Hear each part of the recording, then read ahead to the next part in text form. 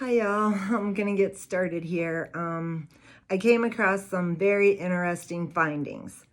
In my, I think it was law enforcement and call community. It was about 9 days ago, a video that I made, and it was on intentional communities. And I told you that was my opinion, that I felt like Truckee was an intentional community. And I'll probably be reading from notes and on my screen, but you'll think this is very interesting. Intentional community, which I feel Truckee is, it is a group of people that have chosen to live together with a common purpose, working cooperatively to create a lifestyle that reflects their shared values. So that's kind of what an intentional community is. And there are intentional communities all over the United States and across the whole world. It's something, it doesn't sound bad, and some call them a cult. And if it works for their community and their community is thriving, I don't think that's a bad thing, as long as they're not breaking the law and they follow our Constitution. But what we're going to find here is very interesting. So I continued my research, just kept pushing me to the community and how everyone acted. And, I work as a third shift nurse. I just couldn't stop thinking about this, Kylie Rodney, and, how we have to get justice and things just don't add up. I just couldn't stop thinking about her. So, I've been doing my research in between, and this is what I found. I kept pushing the intentional community, and I found this, and you can go straight to this webpage. It's, let me see. It's called Truckee 2040, the general plan. Excuse me. So I'm just going to read from here, and we'll see how this goes. Many government agencies have missions or value statements. Few actually use them once created. Only a few actually apply them on daily basis. Truckee is one of the few, an accomplishment of which it can be justifiably proud. In the 25 years since the voters of Truckee brought the town to life, a set of operating principles known as colloquially as the Truckee Way has evolved. It is against these principles that the town measures the effectiveness of its operations and evaluates success or failures in dealing with everyday issues and challenges. Creating the best future for our community requires the highest level of public service every day. Okay, we will accomplish that in a partnership with the town's citizens and our fellow government agencies. We will treat everyone and their point of view with respect, courtesy, and fairness. We will approach issues with creativity, innovation. We will conduct ourselves and the town's business according to high ethical standards, right? We will encourage the free exchange of ideas and information by open and honest communication. We believe that non-adversary dispute resolution result in effective community and employee involvement in the town and its future. Whoops, now what's going on? Okay, sorry about that. Mission statements are, of course, much easier to write than to apply on a daily basis. implementing and embedding them, notice that word, embedding them as organizational values in the overriding challenge. Doing so often proves impossible for some governmental organizations. Why has Truckee, at least so far, succeeded where many have failed? Some reasons are as follows. Are you ready for this? Oh God, this is crazy. Okay. Sense of place. The town and community it serves are united in the desires to protect and preserve the historic downtown as the heart and soul of a special place. They are equally united in the desire to preserve and protect the environment and quality of life, which makes Truckee an attractive place to live and visit. These shared values shape and frequently control the establishment of town policies and their related actions. Clear priorities. When the town incorporated, the voters made it clear that they desired a different approach to roads, law enforcement, and land use planning. A lot of hard work and an expanding economic base have combined to fulfill those priorities. The record of accomplishment, although certainly not without its difficult moments, has created an organization and community which believes it can accomplish what it sets out to do. Establishing clear priorities continues today with an annual council workshop and an aggressive ongoing community outreach and communication effort. No surprises. Everyone working in the town is committed to a no surprise policy. An early warning of potential problems or upcoming crisis is mandatory.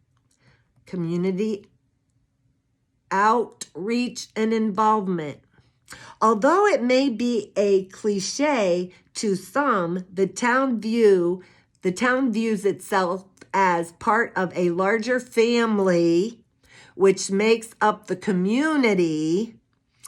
Beyond the customary town's duty, when a significant community concerns exist in town, believes its role is to reach out and actively engage all parts of the community in considering and, if possible, dealing successfully with the concern using the techniques that are outlined below. Exactly what concerns may arise in the future and ability of the town to assist in resolving them cannot be known or predicted. It is the commitment to do so whenever the need arises that distinguishes Truckee. Okay, non-adversarial decision-making. All government agencies have a decision-making style ranging from autocrat to paralysis by analysis. The Truckee way largely uses a decision-making process modeled on the book Getting to Yes by Roger Fisher and William Rye of the Harvard Negotiation Project. Truckee's adaptation of those principles means the typical decision-making protocols on significant issues go something like this. Separate the people from the problem. No personal attacks or assignment of blame.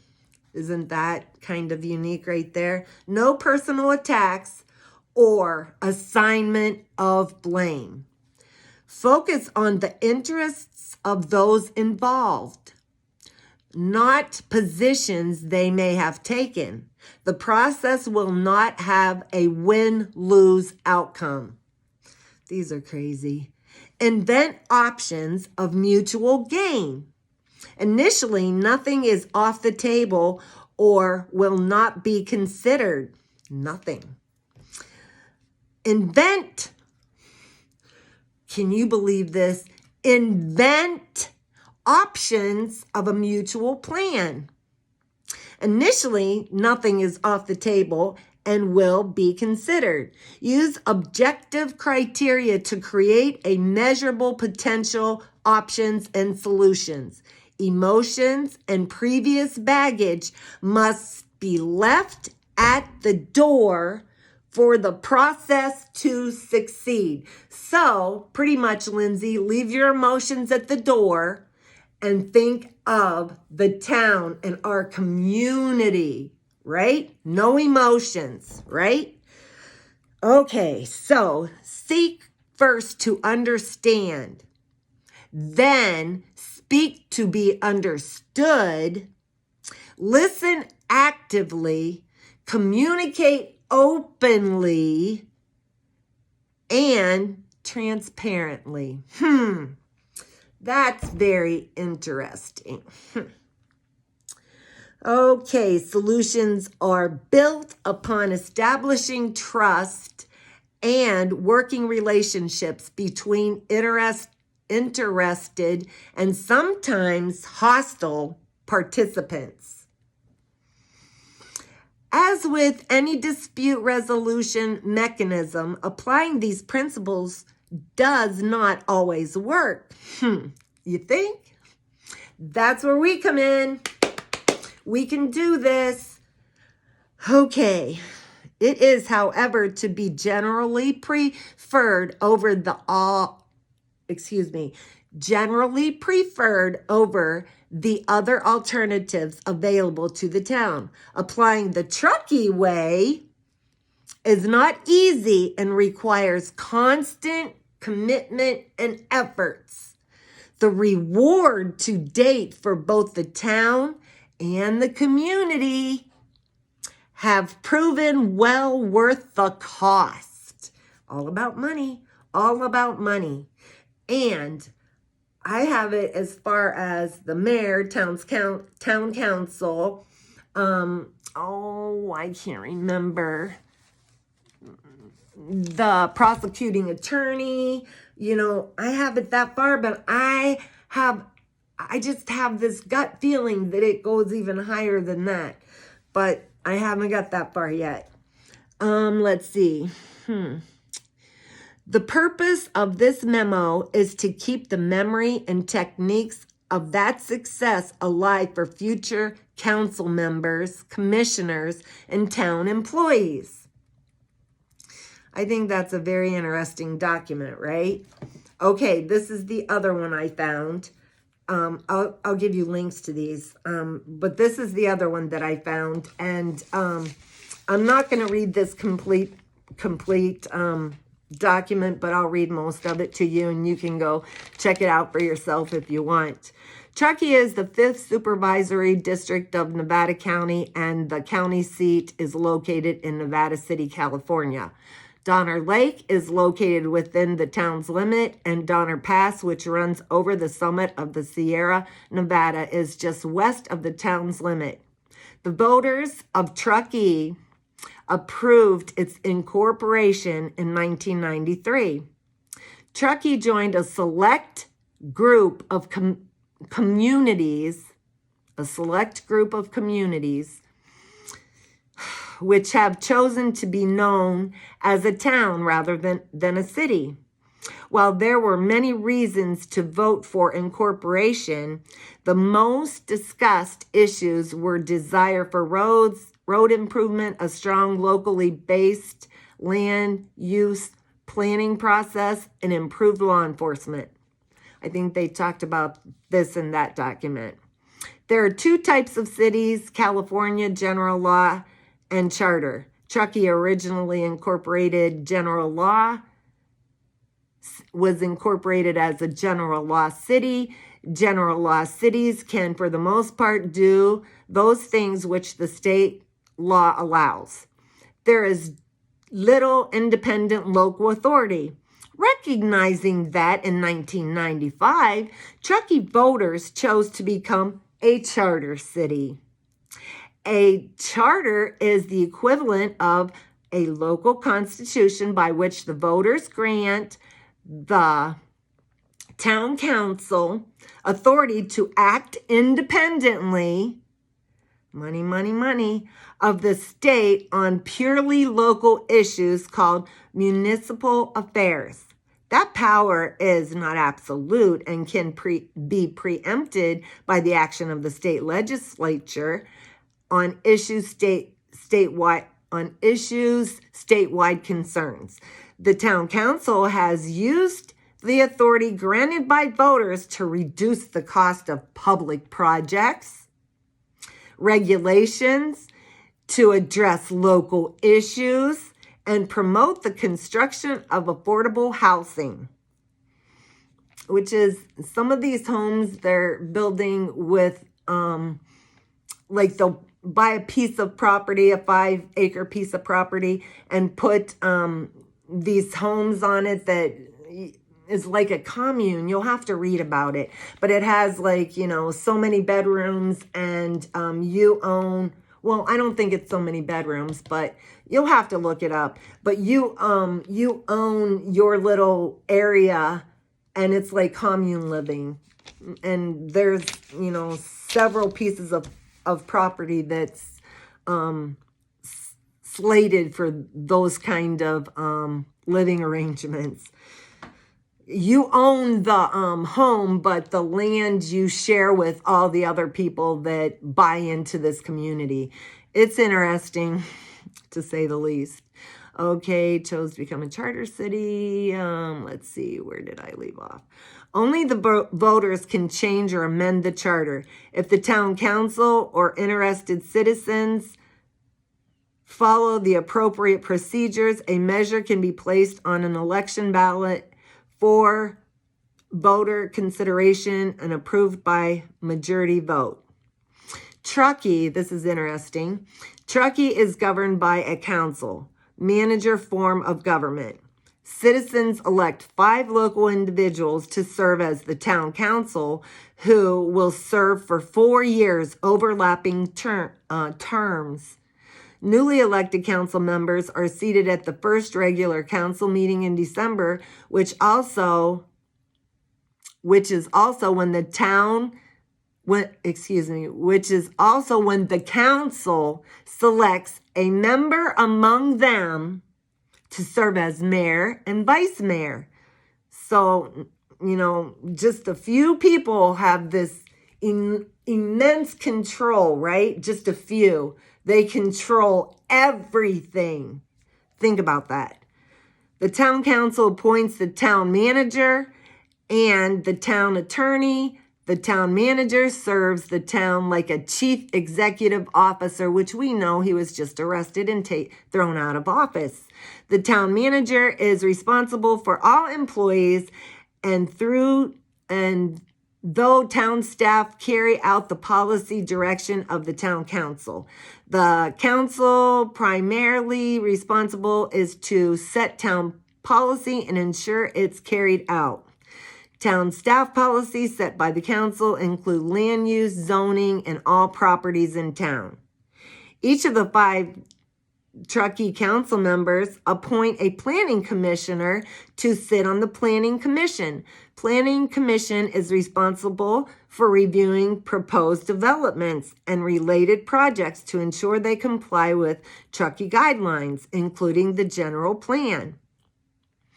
So I'm not going to go on anymore there. You can go check these out. You can just go to Google and type in, let's see, what was it? Town of Truckee government. And then the other document, let me see. I think that is the Truckee Way 2040. Just type that into Google and you can read those articles in full.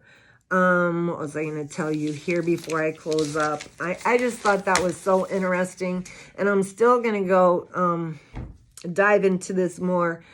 But as you can see, this is a charter, and, you know, it looks like it's really like 5 people that make all the rules in this town.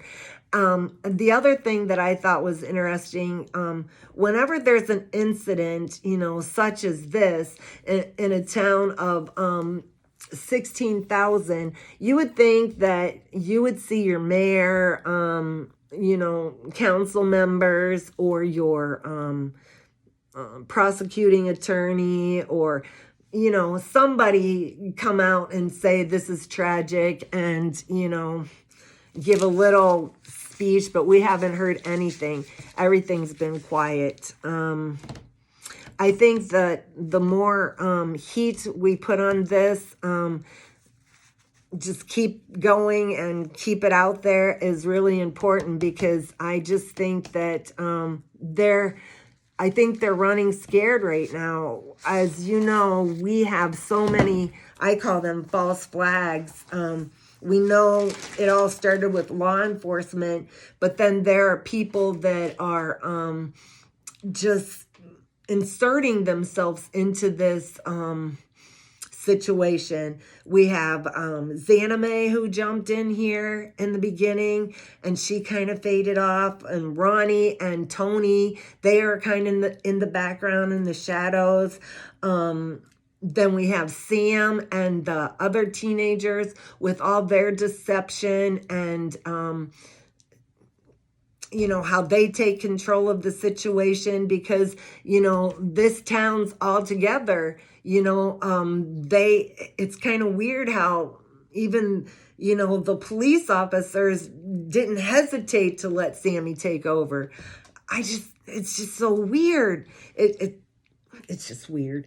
So then we also have Check It TV, who found the laptop, who now we're figuring out that he's been doing this years ago on a different channel, and that he probably knew Lindsay's, the grandfather, because the grandfather called him by his name without ever being introduced to him. You have the celebration of life. Celebration of life is, for a 90-year-old or 100-year-old when they pass away, not when a 16-year-old little girl who never even lived her life passed away. Sure, you can, celebrate her life, but, not like it's a party. I don't get it. And so, to me, this is the town saying, hey, we've got this, right? And yeah, I don't know. The other thing is Jane Doe 1 and 2. I'm not saying that I don't believe them. They're up on that shelf that's kind of gray for me. Part of me wants to believe it, but I don't have much trust in any of this. I did some deep investigation on Xana May too, which is really interesting. And if anybody wants that information, just let me know. She kind of got swept under the carpet, but I did have some good finds on her, but I don't really want to bring it up unless y'all want to hear it. Then we have this lady named Megan who just shows up, and she's been on every creator's channel. Just about every time I turn my YouTube on, it's Megan in another interview, and I just don't believe this at all. I just think this is a false flag, and I just think somebody's pushing these people out to throw us off. And the other thing that I'm seeing is, man, this really upsets me, is creators that are doing all this drama. I don't understand it, and the only thing I can attribute to is it being for clicks and money. And hey, if that's what you are, just say you're a drama channel. There's people that love that stuff. You can still be true crime, but have a true crime drama channel as you find out all of your facts or fiction or clickbait. Have a channel just for that, because when I jump on, I'll watch somebody for 5 hours if they have good content. But all of this drama and false flags and lying, it's like making things up. I'm just really not into that. And it kind of doesn't, I kind of are starting to stay away from those channels. I just want to help, and I don't want any of the drama. And, it's sad that we've gotten to that, because there's a lot of good creators out there that have great numbers, but now they're into this drama. And I know some of them don't want the drama, but they're into it. So put a stop to it before you lose your credibility. Anyhow, that's just my opinion. Let's see if there's anything else. Oh yeah. Okay, so we did the Megan lady and how she inserted herself, and then we get this out of the blue. Now, please do not tell me that law enforcement is even worse by not looking at the fire. I mean, everybody asks, are there any cameras? Or nope, no cameras. Just in town. The cameras are in town. There's none out here. And, like I said, I was on the fire department. The first thing they say is, where's, not the fire department, the police officers, where's the cameras in this area? Do not tell me that you don't know there's a fire camera in that area, please. The other thing is, even if the police officers didn't know, the fire department knew they were there. Somebody has to check off these cameras and monitor them and maintain them. So please don't tell me nobody knew the cameras were out there. And isn't it very, very convenient that as we get closer to November the 1st, here comes SF Investigates, who I don't trust him. I'm sorry. I do not trust him at all. Shady. He says, whoa, check this out. Now, I find it very hard to believe that that is a legitimate film. But I'm going to put it up here on that shelf with, the Jane Doe 1 and 2, and put it in the shade of gray. Because, if that's the case and that car went into the water, we still have a lot of questions that need to be answered. And there is no way that it's no way that there isn't any foul play in this case. I just won't believe it. I can't. The other thing is, I've been watching a gal who is an angel from heaven. Her name is Squirrel Girl, and you should go over to her website and check out some of the information she's found out. It's very interesting. Her heart is in the right place. She's an amazing woman. And she has a petition that she's asking everyone to sign regarding the GoFundMe page.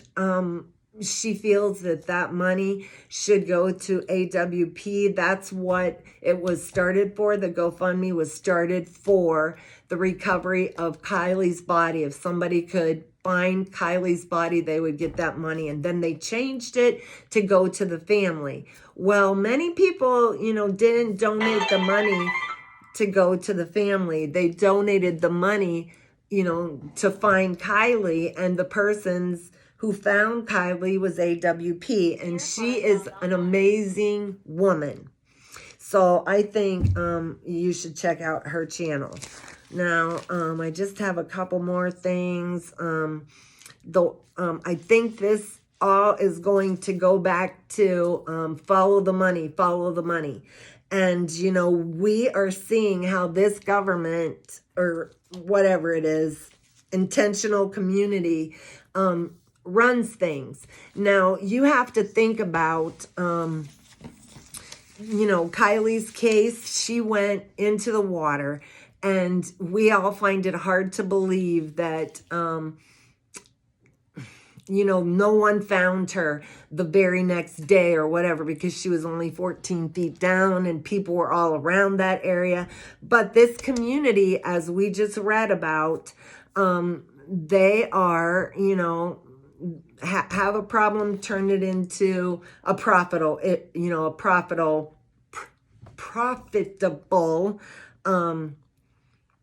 gain. Okay, so somebody knew that she went into the water, so they're like, hey, who goes on TV and says we have 39,000 man hours searching the ground and 2,500 man hours up in the air and 1,500 in the water? Who comes out and says that? Well, they can, make this stretch out for as long as they want and ask for more and more money for their town, their whatever they called it, charter. Yes, not a town, a charter. So they make more money that way from the government. And then I can't remember where I heard it, but somebody said that they could fix it so, taxes are pretty high in that area, right? Like $15,000 a year for taxes. So Lindsay wouldn't have to pay taxes. The town would fix it, so that everybody reaps the rewards from this type of town. That's just my thoughts. Yeah, geez. So, the other thing that I wanted to touch on was the body, how they released the body, and she cremated it. There are religions who, have to cleanse the body, bury the body in a certain amount of time. That's their religious specifications. And so many times the police would not release the body, for even these religious purposes until their investigation was done. Okay, so now here we go with another issue that is bizarre. The investigation isn't done. We don't even have the autopsy reports, toxicology reports, and you release the body to the parents and they cremate her. Wouldn't you want to, even if they released the body to you, wouldn't you just want to bury it in case something came up and you can go back and, have access to those tissues if needed? I don't know. I'm just thinking. It's just crazy. Here's another one. Okay. So you know how those fire cameras are put up there, and what are they supposed to do? Detect fires, right? Okay, that's their job. That's what they're made for. Okay, so that if there's a little spark of fire, then the cameras alert whoever they're supposed to alert, and they go deal with it. Okay, it was so dry in California at this time that you weren't allowed to have fires, okay? It was no burn. Oh, okay, so I can't remember which video it was, but they asked Sammy, what was the big deal? And she's like, it was a bonfire. If it was a bonfire, okay, here's another law that was broken. Number one, you couldn't have fires in California at that time because it was so dry. They're in a drought. Okay, number two, then why wasn't that fire camera initiated right then and there? Okay, number one, this could have been stopped if Lindsay was a mom and she said, guess what? You're 16 years old. You're not going to go to a party where there's drinking and doing drugs. You can come with us to the car show. You know, you don't need to go do that. You don't need to grow up this fast. You know, you have plenty of time for drinking and parties and all those kind of things. You're 16 years old. You have a curfew. You have a permit restriction. You know, you don't need to go to these things. You know, if she started out being a mom and keeping her child at home where she's supposed to be, instead of going to a known drinking and drug party, they all knew this. The parents all knew this, and it's okay. What? I can't get my head around that. Okay, so that's where Kylie was failed. And then supposedly her friend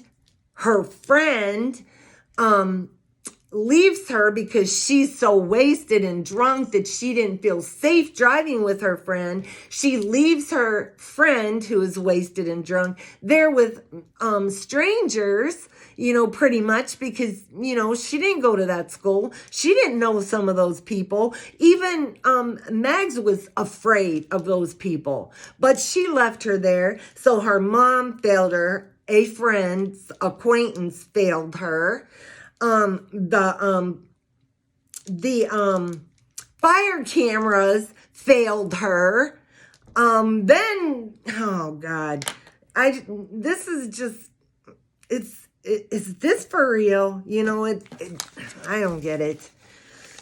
Okay. Oh, the other thing. So I've been looking at the retreat, you know, the lodge that the grandfather built and they lived in, and I kind of found loans on that, but they were pretty much paid back quickly. But the one thing that you have to remember is, you know, the lodge is up for sale, okay? And it was for sale in July. But I cannot find out what's going on with this. I've been trying to research this, and I did find 2 loans, and I do know that she did pay those back in 2021 under her name. They were paid back.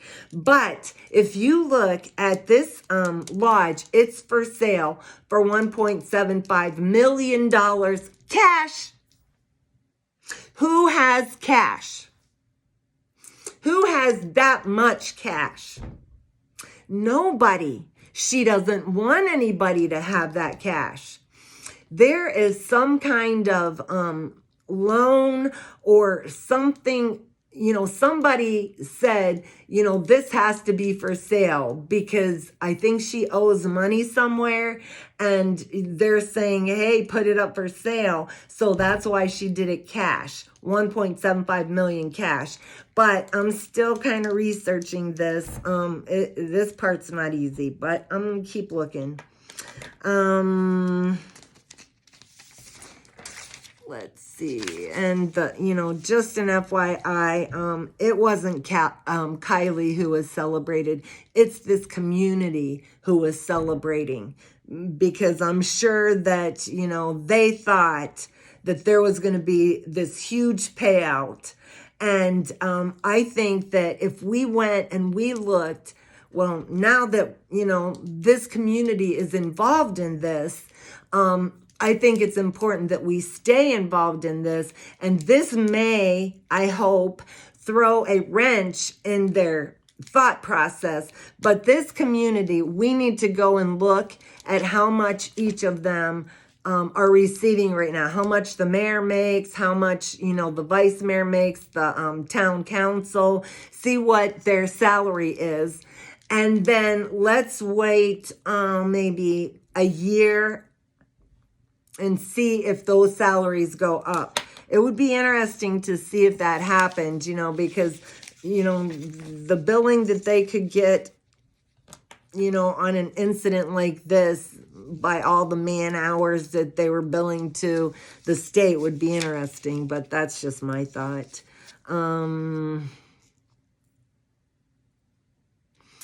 Yep, so I'm just kind of running through this. Okay, I'm not sure if I have much more. Let's see.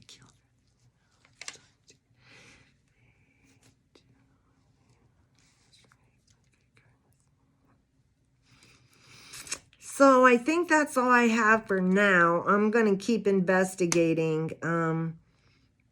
I just think this is a whole money issue, and I think if we just keep, you know, pushing the envelope and doing research and finding out as much as we possibly can, I think they might be on the run. I just don't believe this video to come out about her driving into the lake at this time, you know, like, what is it, October the 8th? And we're getting so close to November the 1st. Oh, the other thing, they said they turned that tape over to the FBI, which is really, I'm hopeful. I'm keeping my fingers crossed. I'm hopeful that the FBI aren't shady, but in this type of charter community, they could technically throw the FBI out, I think, because, you know, they have their own government, but I'm not real positive on that, but that's what I'm thinking. But it is kind of hopeful that they turned the tape over to FBI. So with that all said, I hope you all have a blessed day, and God bless you, and hopefully we'll get to the bottom of this. Justice for Kylie. Thanks.